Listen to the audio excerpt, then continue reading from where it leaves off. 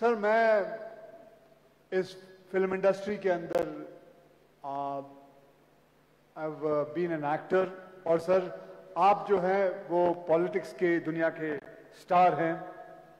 Sir आप बताइए कोई ऐसी फिल्म जैसे कि मैं किसी पॉलिटिशियन को देखता हूं, कभी उनसे इंस्पिरेशन लेता हूं, सर आपके लिए कोई ऐसी फिल्म या कोई ऐसा इंसान हो जिसको आपने इन्फ्लुएंस किया हो आपके लीडरशिप के लिए, जो फिल्म इंडस्ट्री के अंदर हो?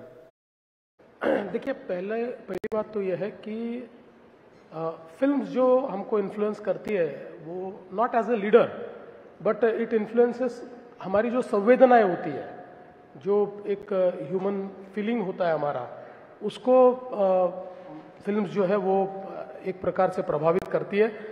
तो ऐसे कई फिल्मों ने मुझे प्रभावित किया है। लेकिन जहाँ तक आप पॉलिटिक्स की बात करेंगे तो एक फिल्म है जिसका मैं जिक्र करना चाहूँगा कि उस फिल्म ने मुझे प्रभावित तो किया, लेकिन उस फिल्म ने मेरे लिए इतनी समस्याएं बढ़ाई, और वो फिल्म है नायक।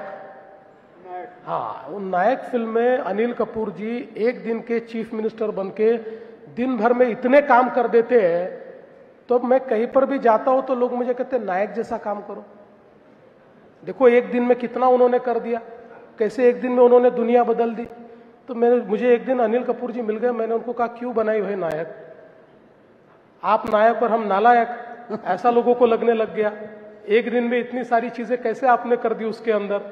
तो मुझे ऐसा लगता है कि एक बेंचमार्क सेट करने का काम उसने किया है।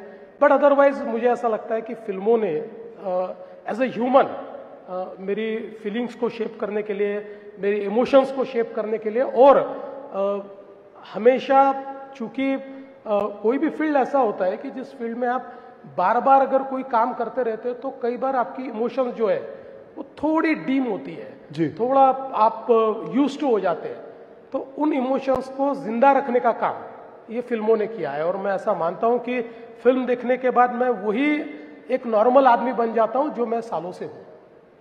सर आपने जैसे बताया कि नायक फिल्म के अंदर अनिल कपूर जी एक दिन के लिए चीफ मिनिस्टर बन जाते हैं। सर अगर आपको मैं पूछूं कि एक दिन के लिए आप फिल्म के एक डायरेक्टर बन जाएं और फिल्म का नाम हो महाराष्ट्र, तो पहला सीन आप क्या पिक्चराइज करेंगे?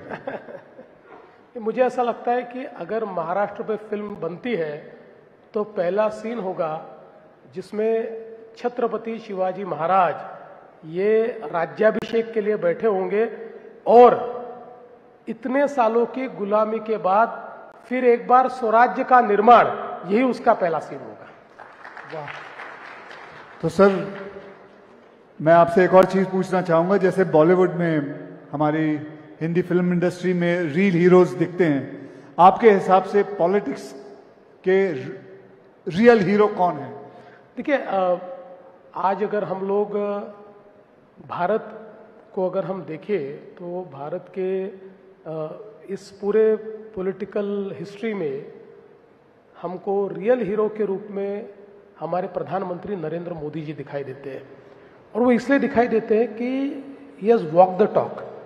जो चीजें हम लोग कहते थे, भारत से गरीबी हटाओ का नारा ये लगातार लगता रहा, लेकिन 10 साल में 25 करोड़ लोगों को गरीबी से बाहर निकालने का काम ये मोदी जी ने करके दिखाया। हम लोग फ्रेजाइल 5 इकोनॉमी से फर्स्ट 5 इकोनॉमी में आए। अब हम दुनिया की चौथी सबसे बड़ी अर्थव्यवस्था बन गए, जल्दी ही तीसरी सबसे बड़ी अर्थव्यवस्था बन रहे। आज चाहे वो टेक्नोलॉजी का क्षेत्र हो, चाहे वो डिफेंस मैन्युफैक्चरिंग का क्षेत्र हो, चाहे वो एवीजीसी का क्षेत्र हो, हर क्षेत्र में भारत वर्ल्ड से कॉम्पीट कर रहा है।